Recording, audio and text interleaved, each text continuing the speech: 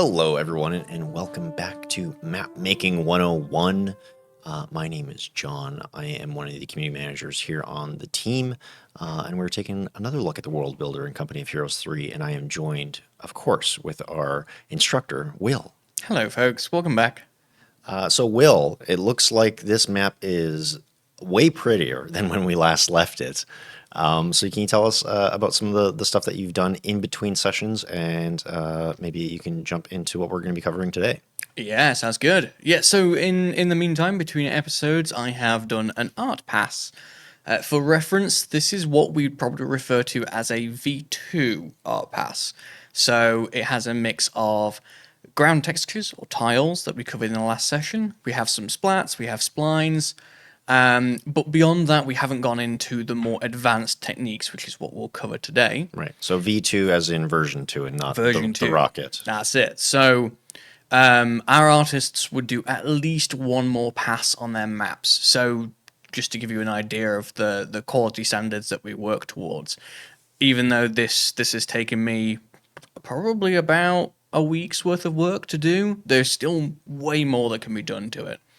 But yeah, so I have gone through all of our urban areas. I have laid in roads, potholes, everything from debris and grime under our market stalls, some scattered leaflets and clothing, things like that. All the cobbles and irregular tiles have been placed in. I filled in all the grass areas. I've done some nice country lanes. Yeah, it's all been filled out nicely. There's still more you can always do. I tend to look at my maps and think, right, I'll work on this, and then I just fill in other gaps later as I go along. You can stare at maps for far, far too long. It's always nice to take a break and and then come back to it. Yeah, it is looking pretty good right now. Your attention to detail, again, always surprises me. Well, thank you. Flatterer.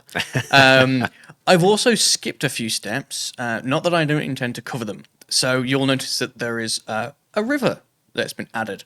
Water is something that I wanted to cover today, but I wanted to show you what it looks like, and then I'm going to show you how to replicate it. So Okay. a little bit different to how we normally do it, but that isn't the first step I wanted to go over. I have a short list of advanced techniques. These are things you don't necessarily have to cover at all. If you want to just leave your map at this stage, that is okay. But for those of you who have got a bit of an itch that needs scratching, let's go into the more advanced techniques. So you may have noticed on some of our maps in Company of Heroes 3 that we have propaganda pasted on the sides of buildings, or we have posters that are attached to walls. Now those are done through what we call decals or decals, depending on what part of the world you're from. So we're going to start with that. At the very, very beginning, we created a folder, a layer called decals. So I'm going to right click and add, and here's decal right at the top. So this will work very much like a splat. In fact, for all intents and purposes, decals are splats. Okay. So if I Control Shift and click just to bring it to the center of my focus, I'm going to go into Blueprints, in splats, so that's your scenarios, textures, and splats directory. You can grab any splat that you would normally have access to. The difference is decals will superimpose on top of map assets, whereas normal splats will always go under map assets. So let's say, for example, I wanna get some propaganda, so I'm going to use the search function because I don't know where it is. And I'm going to search prop. There we go, propaganda posters, lovely. Let's go for a group of them. These are currently very, very tiny, but you will notice that they are laid out on the ground like a splat would be. I'm going to reset that size. That's way too big. So I'm going to hit R and just downscale a little bit.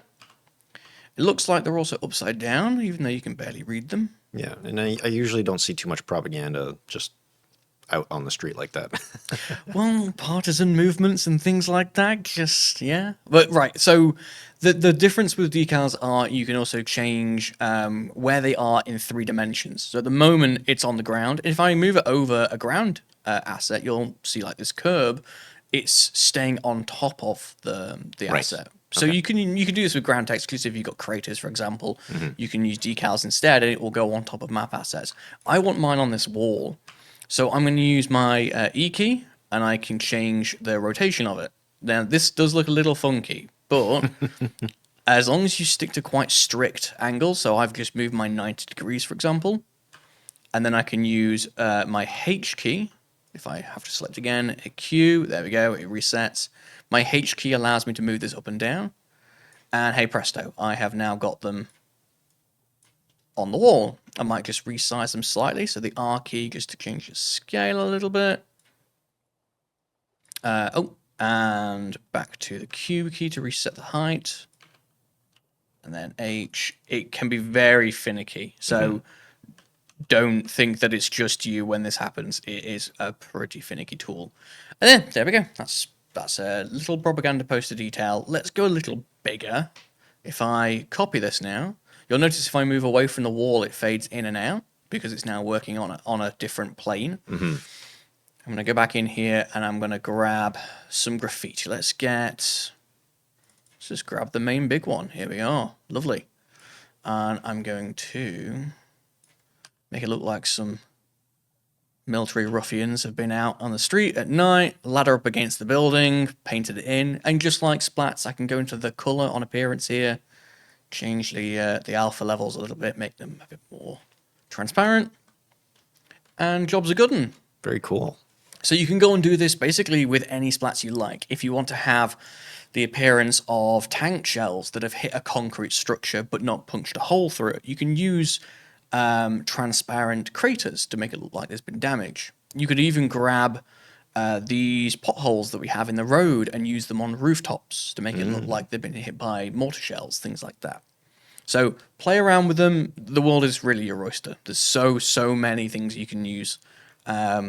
Just add a little bit of extra depth. Okay, right. Let's move on to another finishing touch, which I have worked on, and that's the out of bounds. So the out of bounds works very similarly to the rest of your map, but you just don't need to put as much detail into it. If you've got this red border, if you can remember, we loaded that up by using scenario and display playable area. Anything beyond this red line has to be a viz asset. So it can't have the amount of detail that we'd expect. If I grab entities, for example, I can select this building because that's a normal map entity, but I can't select any of these because they're viz. So just like our rocks, we made them viz so that we can paint impasse around them and we don't have giant sim boxes. Okay. Can you remind me how we differentiate our assets between viz and the ones that are in the playable area? Yep. So in terms of actual in-game, viz have no interaction whatsoever. They are just art. There is no hitbox, there's no simbox, so things can't shoot them, things can't run over them, you can't block movement with them, they are just the art. And if you wanted to turn a normal map asset into one, let's say we select this hedge here, let me just create a dupe of it, I right click, and at the bottom is turn to visual, and that now will not have any gameplay interaction. Okay, perfect. So make sure that the out of bounds is not necessarily overly filled, but filled enough with details like rocks, hedgerows, trees, that sort of thing. Bear in mind that your camera is going to be locked by the non-interactive zone, which if you go back onto the interactivity map, we did this way back in episode 1, your camera cannot go beyond this border. So most players, if I go to the default camera, most players won't see anything more than this that's on screen at the moment in the blue. Right.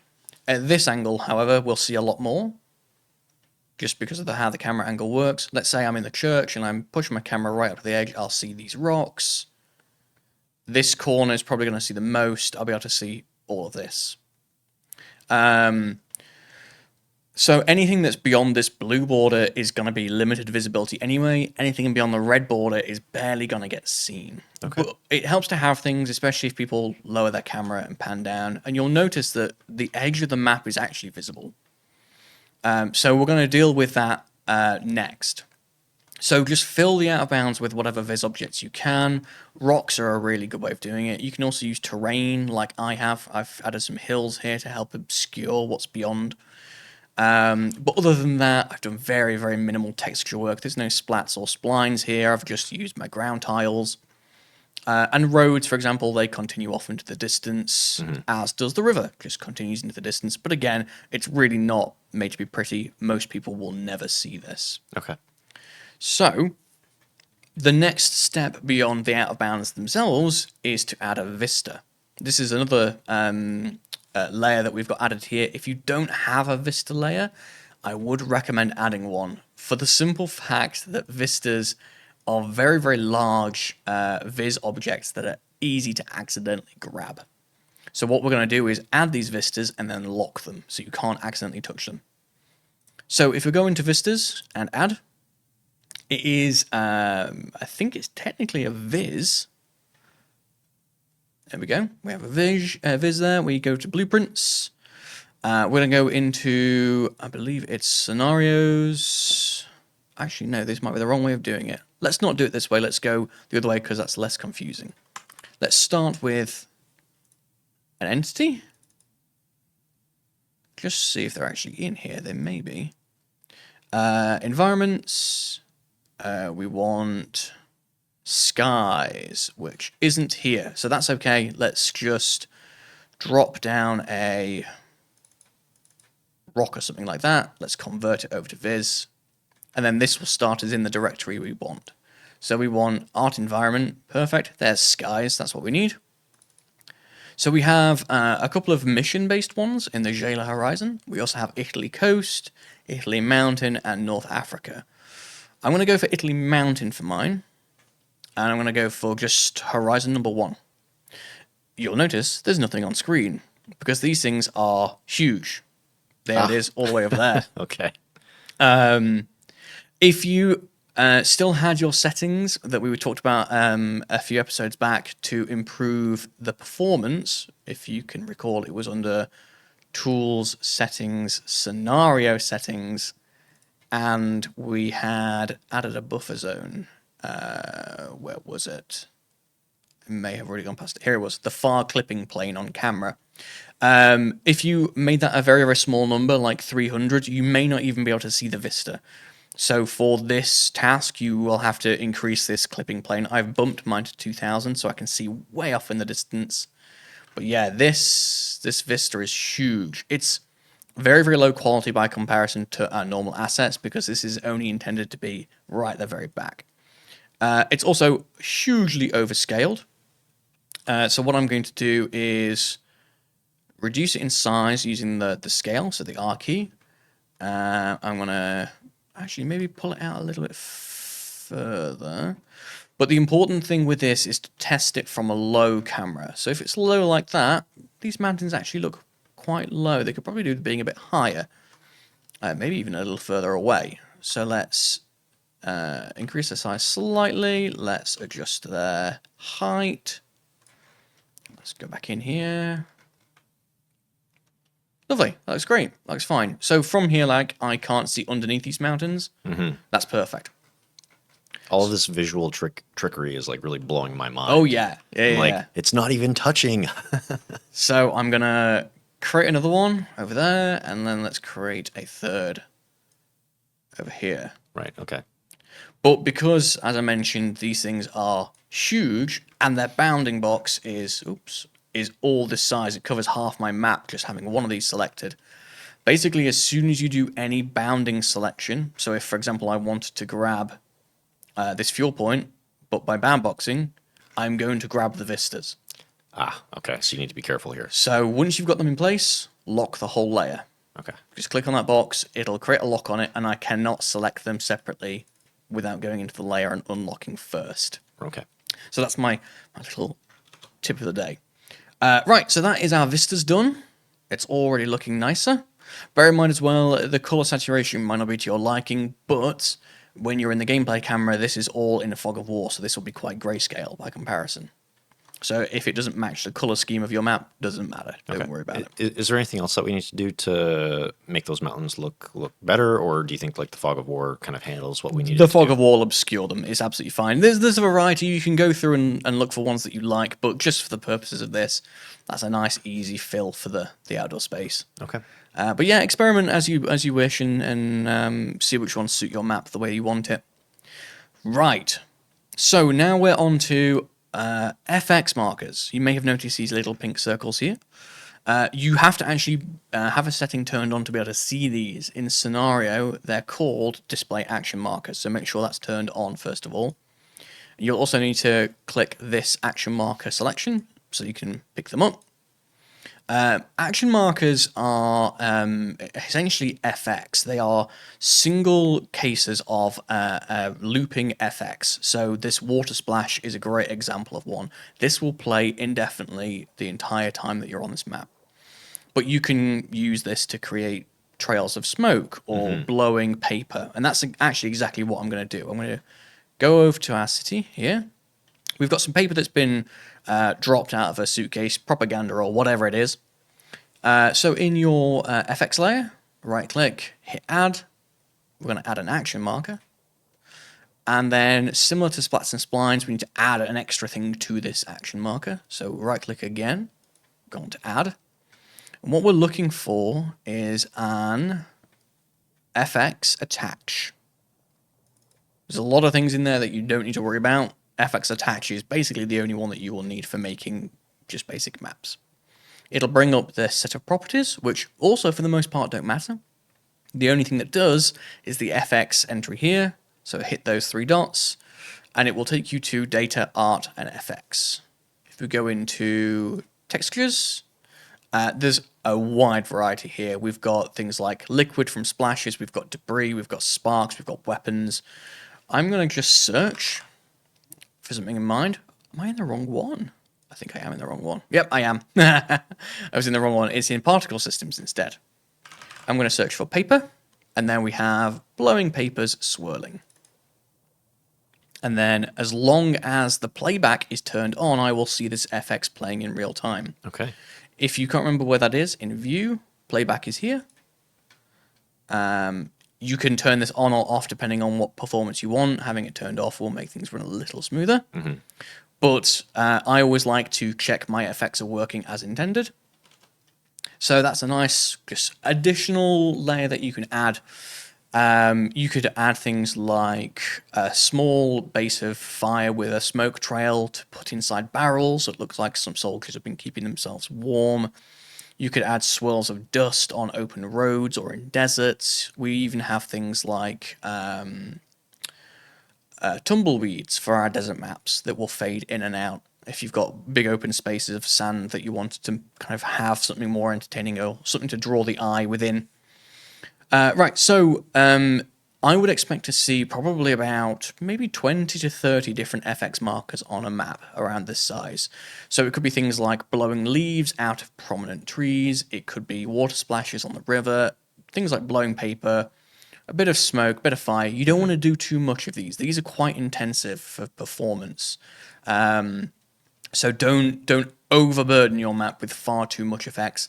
The game itself, Company of Heroes 3, has a lot of FX that is triggered by things like gunfire and vehicles, so you will be adding a lot of FX with gameplay. You don't need that much in a map from starters. Okay, I was going to ask if there are any sort of limits that we need to set here. So about 20, you say, for like Yeah. a 2v2 map? I'd say that's absolutely fine. Like, for example, I've got a couple of other paper piles. I might do 2 more of these.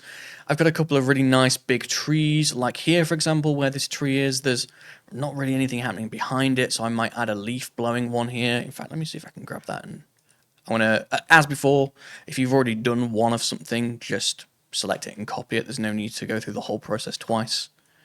And I'm going to open this one back up, go to the FX attach, and I'm going to go back to FX environment and type in leaf, blowing leaves wide.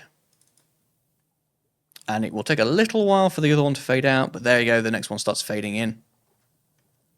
They will follow your wind as well, that's worth noting. So some effects like the blowing paper, they're designed to ignore the wind on your map. But this one is following the direction of the wind that I've set, which is coincidentally the same direction that the water's flowing in. Okay, very cool. So if I wanted them to blow in a different direction, I need to set it here. You also can, if I'm not mistaken, on some FX markers also just change the rotation. Yep, I can. So it looks like this one is one that I can do it on. So I can have them blowing across the river if I like. Let's tighten that angle a little. There's always a little delay because the FX needs to end its loop before it Mhm. starts the next one. So yeah, there we go. For a larger map like a 4v4, could you have more FX markers Yes, you or? certainly can. The thing to be cautious of with 3v3s and 4v4 maps is just by the nature of being larger, they will be more intensive, and some lower spec PCs might struggle to run them. Okay. So adding FX will just cause more issues there. If you can get away with using the same amount as a smaller map, then great. But it depends on what you're looking for. And if you are making a map just for you, or even just for you and the friends that you play with, as long as it runs on their PCs, that's all that matters. Sounds good. Right. So let's jump on to the next advanced technique, and this is actually a really perfect spot to do it. Grass. So you will probably notice right in front of us here, we've got some ground texture, but it's flat. There's nothing really to it. We also have a variety of foliage, which is three-dimensional, but this stuff will get destroyed as the gameplay carries on. What we don't have is three-dimensional grass that will persist despite the destruction that's going on around it. Right. So that is a completely separate tool. You don't add it to a layer. So I'm just going to close all my layers up. Instead, you do it through this tool up here. There's a select grass button. So if I select grass, it should take me down below your layers down here to this this little menu on this section here. I've already added a bunch of grasses in, but for the purposes of showing you, if you right click and add as normal, in your properties, you'll come up with a new blueprint. And we're going to add in, I'm going to add in a shrub or a yellow dry grass.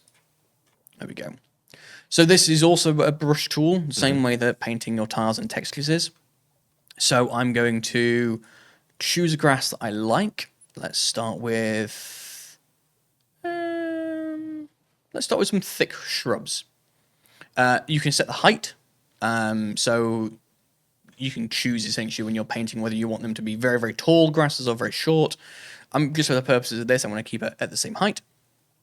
But what I am going to do is... oh, and you can also change between normal, crushed, and burnt, but I'm going to keep it normal here. I'm going to reduce the size to about 2. And when I click, it adds small three-dimensional shrubs where my mouse is pointing. And if I zoom out, they blend in really nicely with the ground textures and then all the assets around them. And you can blend pretty much as much as you wish. So I've got a smaller shrub here, just some little bits thereabouts. I'm going to add in some tall green grass in between. Like this, just pockmark it. You don't need to absolutely cover everything in a carpet. And I'm going to add a bit of the grass wheat dry around the wheat here, just so it looks like some of it's attached to the ground and started sprouting again. And then the yellow dry, just to help blend that in. This one looks like it's a really short one, which is not a bad thing at all. But yeah, so I'm just constantly left clicking. I'm not doing much clicking and dragging. But this is all very low intensity additions. This 3D grass really doesn't affect performance much at all. So go across the entire map, and anywhere that you've got grass in particular, add some strands in. If you've got some areas, like say here for example, where the road, the bushes, and the ground don't blend all that well together, let's use this one here and just try and help blend it in a little tighter. Grab bramble bush here, just on the base, so we've got the greens. And then we'll get some more tall green grass back here. Lovely. So just by doing that, you can easily help blend in your splats, your splines, and your map assets. You'll notice on a lot of user-generated maps, so the maps that you folks will be working on, you'll notice a lot of splats and splines will just stand out. The colors don't match, for example, or the textures don't match very well between the tiles and the splines. That is absolutely fine. That's what these things like grasses are for. They will help you blend things together. Some of them do blend quite nicely. I've always liked the look of this sort of thing. But I should still use grasses on them. Just to tie everything together quite nicely. These grasses can be destroyed. I believe fire and explosives will destroy them. Right. I was going to ask, and I imagine anything that leaves a crater as well. Yeah. Yep, absolutely. And I think they go into a crushed state when vehicles drive over them. Okay. But they will remain, and they add a lot of depth. Just the way the lighting hits them as well is just so nice. It's a great way of adding some extra detail with very, very little effort. I was even admiring the way the sun was hitting that intersection there and just like glancing off of the dirt on the road. Yeah, Very pretty. it's one of my favorite textures. Let me just grab some more thick shrubs here. Yes, this dirt texture is one of my favorite. But this is another example of why it's important to set your lighting early. When you're doing art, choose a lighting level that you really, really like and that works for you.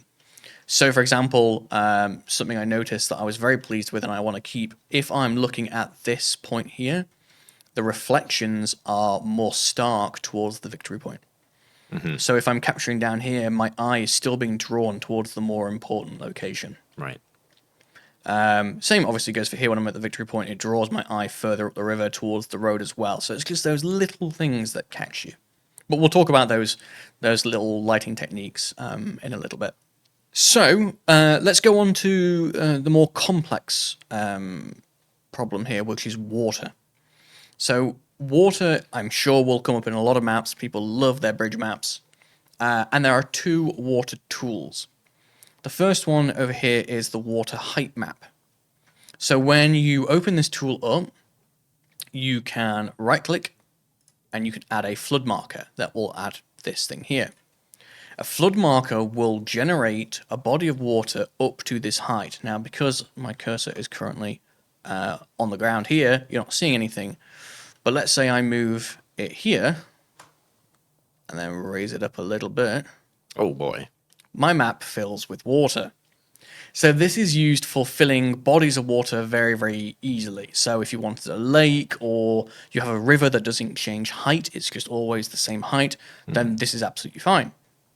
But you'll notice that my river is going to start here, drop down a level to here, and then drop down a level again to here. And I also have a river that runs down through this farmland under the road and over here. So I had a way more complex river than some of you do because I wanted to show you how this works. This is a flood marker, but it ends here. I've built the terrain up around it. And this side here has no flood marker because it rolls downhill. If I were to put a flood marker up here, everything below this point, which is basically the lower third of the map, would be in water. Okay. So for that, we need a different tool. We need the water flow map. So I'm going to show you how to use the water flow map on the top area of our map up here. But that is basically what I've used to create this waterfall, a transition between flat water and flat water.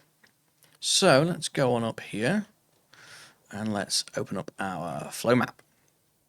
So this is different in that it doesn't have a height map, so you don't have to choose a specific height for the water to start at. You have to paint it in. In fact, what am I even talking about? The flow map is to paint on afterwards. We do still need the height map, but we don't create a flood marker. Apologies. When you select the water height map, you get a painter brush. So you don't have to place a marker like we have here. You can paint it instead.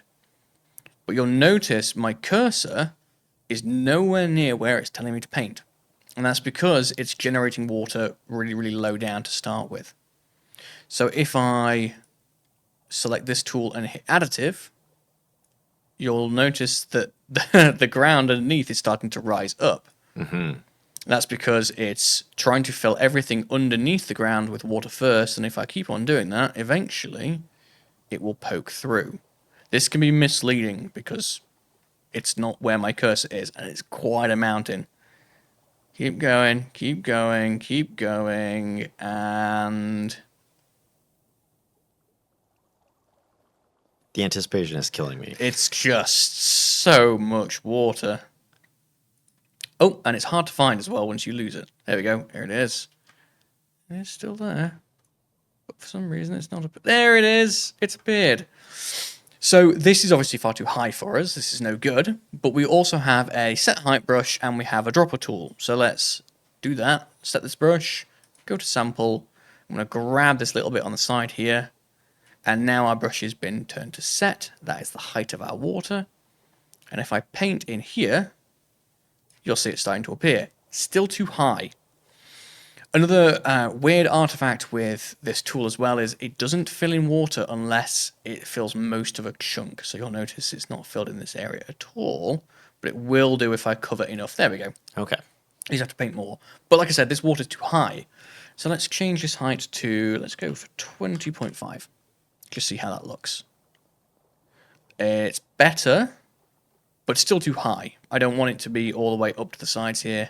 So let's go for 20. A little better. Yeah, that's better. In fact, that's perfect for me. Happy with that. So what I'm going to do is fill in all of this river basin. Don't worry about the texture of the water or anything yet. That will come later. I'm going to go all the way up to these. Fill it all in. And is this tool smart enough to prevent it from like going up the sides of our sort of embankment that we have here? Or? Yeah, so because I'm setting it to a very specific height, it won't go any higher than the terrain. Okay. So if I zoom in a little bit here, you'll see the terrain is high enough that it stops it. Mm-hmm. And if I didn't like the shape of the terrain I've got here, I can always just go back into my height map editor. Let me drop the strength and the size of the brush, and I can just add some more embankments and stop the river from going over things. That water is still there underneath, but I can just manipulate the terrain to not show it. Okay. Okay, so now we have a body of water that we've painted in ourselves rather than using a flood marker. We're not quite finished though, if I'm not mistaken, because we haven't gotten to the falls themselves yet. So this is where things get a little bit odd, because my water will just go up to the river here, and then it will dead stop. So that isn't much of a drastic drop there, but if you've got big waterfalls, for example, you may notice it looking a little odd. So just like with terrain, I can smooth this down, and that's exactly what I'm going to do. So I'm going to go back to this brush here. I'm going to go to subtractive. Strength is low enough, but let's drop the brush size a little bit. I'm just going to left click and just reduce this embankment. Lovely. And now it blends quite nicely between the upper level and the lower level. But the waterfall that I did down here was a much bigger example, but it's the same process. Mm-hmm. So I just painted it all in at this height, and then I smoothed it down by using the subtract tool until the two met. And wherever I didn't like the look of the two bodies of water meeting, I just put in these FX markers to hide it. So as with things like grass, I'm hiding the edges that I don't like with other things that don't disappear. And I have so many questions about water now. The at the bigger waterfall that you've done, did you have to do anything to change the look of the water so it looks like it's moving faster? Or is that okay? Yes. So that is what this little bit down here, water tiles, is for. So I have two sets of water tiles. I have one. So if you look at the properties when you select it, this is the flow of water, so that you'll notice these lovely little long wave bumps. That's waves light A. I also set the foam, which is where it hits the rocks, which you paint in yourself. I also choose the depth of the water in terms of colour, and I get to choose the deep water colour itself. So you'll notice there's like a brown, very, very transparent brown colour here. That's set here. If I were to change this, say, to a blue or a teal, it will slightly tint the water. Mm-hmm. If I change the depth to 2 or even 1, it becomes way, way darker, because I basically said that I want that color to appear closer to the surface. Okay. So 2, 2.5, and it gets more and more transparent. So you can choose what you want this water to look like, but I like mine being a kind of earthy brown color where it's near the bottom, and I like it nice and transparent because I want to see all the gravel and rocks in the bottom because it's only a shallow river. A little tip here as well is if you want a river to be impassable, so you want to have a river that you can never cross apart from with a bridge, make that water look deep. So have that deep water depth be quite close to the surface, maybe 1.5. Make the deep water color look darker so it looks like it's deep and foreboding and you can never cross it. Whereas this water, by making it look shallower, it makes it look crossable. Mm-hmm. I don't think there's any vehicle in our game that couldn't ford through that river. And that's what I want to go for. So, the other thing that you also add is the wind factor. So I can make some sections of my river look faster than others. So by changing the wind factor, it will move quicker. I can also change the strength things like the foam strength or the wave spread. I can change loads of these settings to make water go faster, slower. I can make the foam go fast or slow as well. So the one that I have selected, if I'm not mistaken, is the calm, gentle river, which I'm going to add up here. You'll notice the waves here are different. Mm-hmm.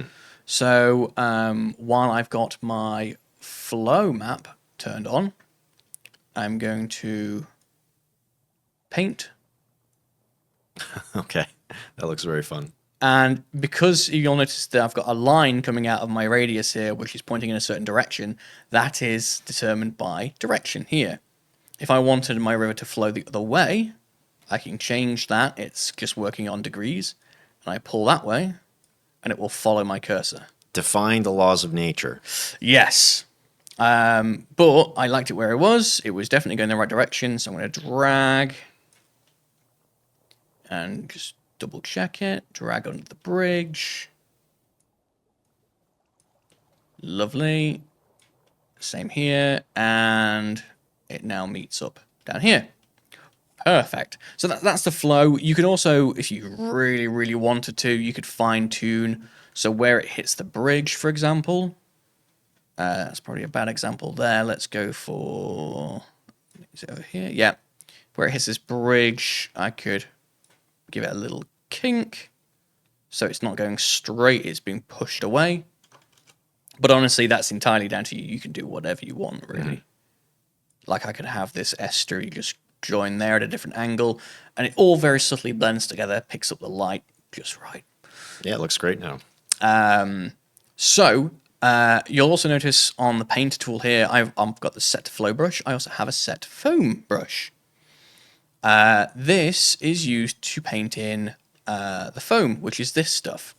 So this is wherever the water is impacting on something.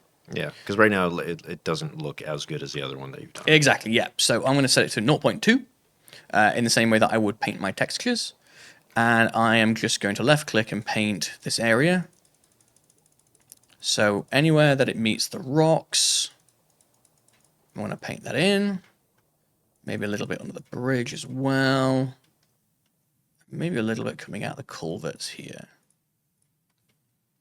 Okay, that's easy peasy, but that's only using one of the water tiles that I have. Second water tile I have, if I select this one, this has a different wave profile. The flow is different, the foam is different, and the wind factor is different. And I'm going to use this and paint where the waterfall is.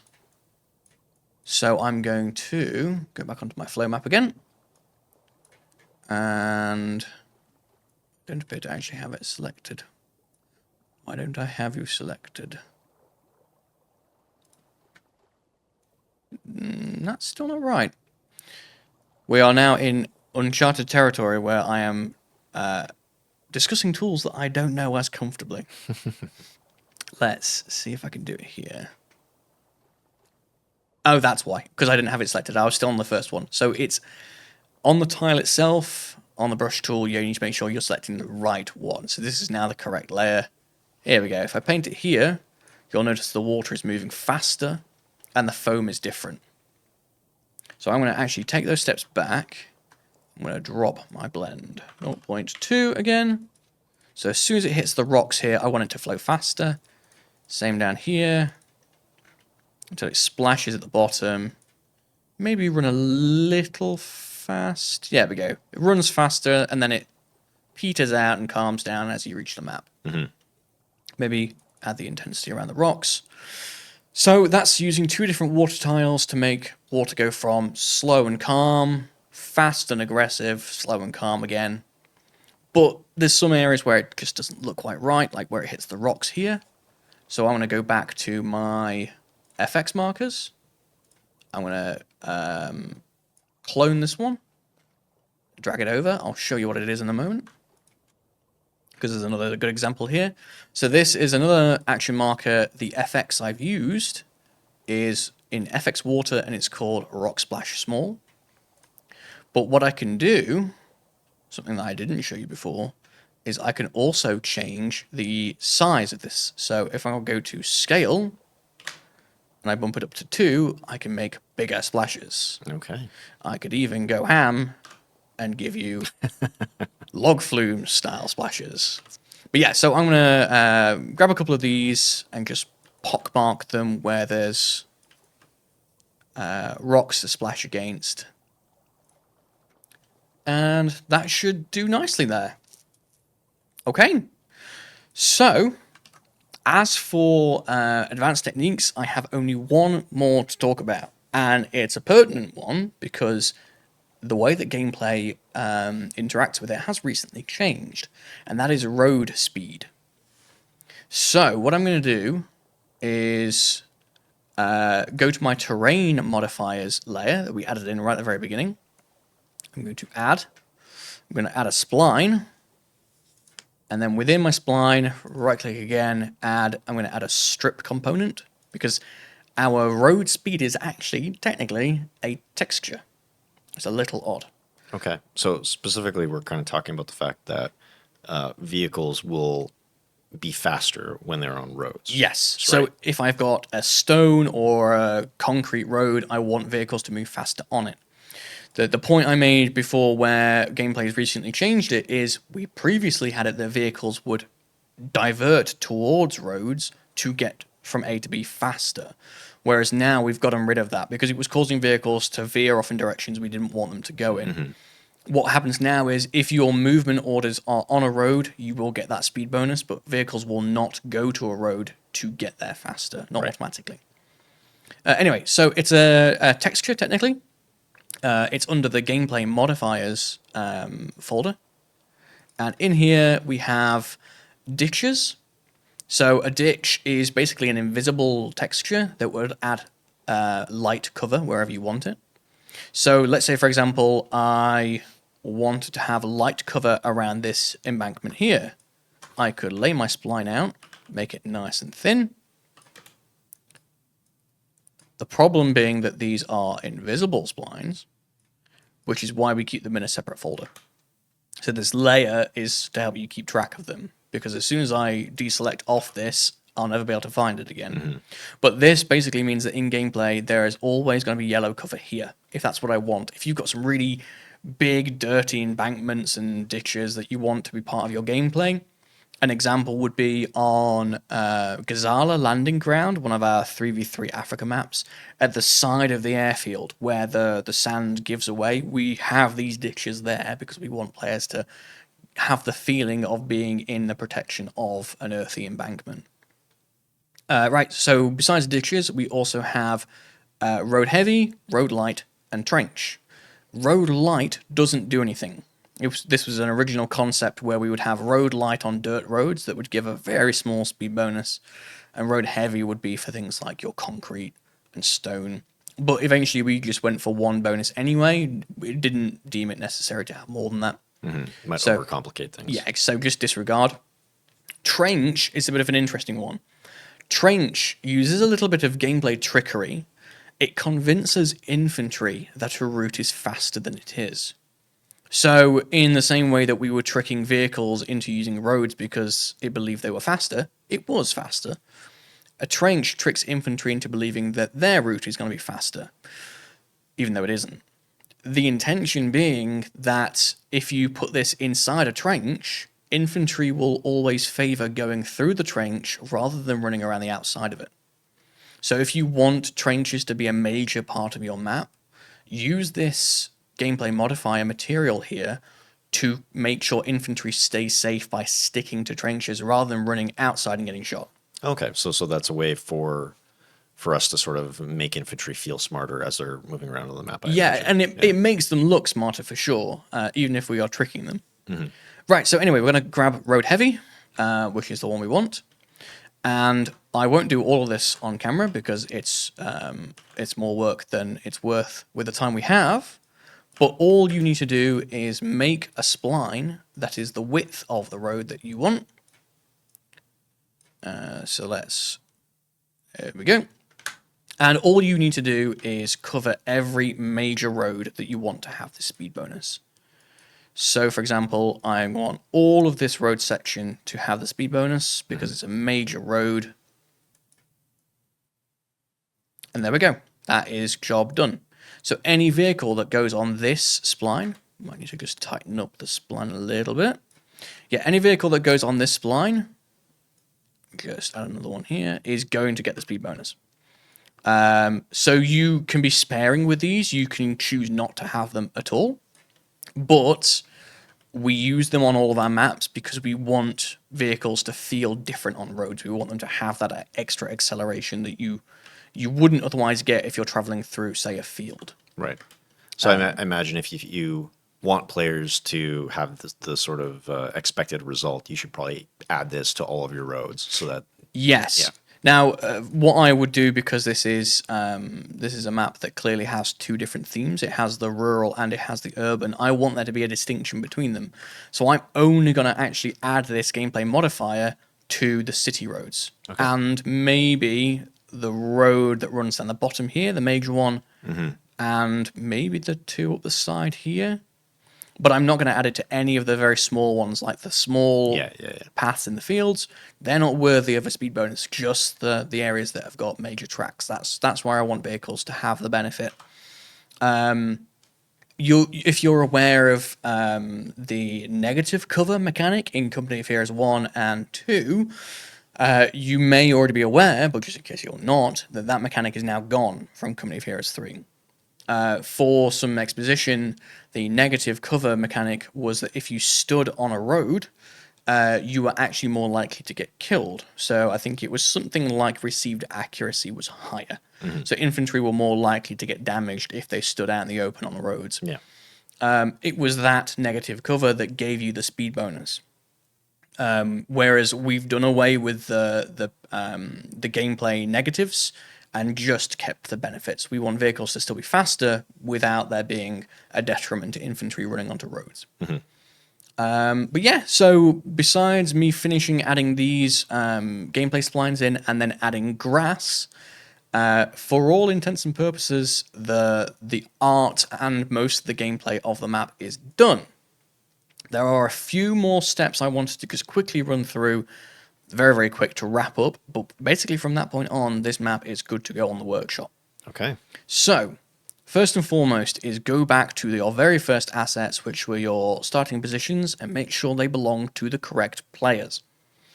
As long as they do, while you've got one selected, so let's say I've got player 1's here, I'm going to copy it, because it's easy that way. I'm going to go on to this blueprint here, and I'm going to find, in gameplay, a bunker marker. Bunker markers are your base bunkers. These are pre-spawned. They are designed to keep enemy units out of your base from rushing you, while you've got the correct player owner. Add in bunkers for every player. So that's all player 1's bunkers. That looks like it might be enough. Basically, you want to cover every entry hole without covering capture points by accident. So these bunkers should be absolutely fine. And then I'm going to select player 3, copy their HQ so that everything I create now is player 3's. Go back to bunker marker. I'm going to add in their bunkers. And I imagine these can also be a little fiddly, because I know even in internal testing, we've had issues where it's like, oh, this bunker isn't quite placed exactly where it needs to be. You know, some units are able to sneak through. So I imagine it's going to take some gameplay testing to find the right spot for a lot of those. Yeah, absolutely. Unfortunately, the bunker markers themselves don't have their radius attached to them, so you can't see how far they can shoot or how wide they can shoot. So yeah, you will have to do some testing, but it is honestly as simple as just nudging or rotating. You can lay these out however you want. I just tend to make sure that at least one bunker per entry point. And again, the only important thing is making sure they belong to the correct player, which is why I grab the HQ first, copy it, and then go straight to the bunker markers there. And there we go. Let's add them in. Bosh. Job done. Easy peasy. So that is now fully playtestable with no issues there.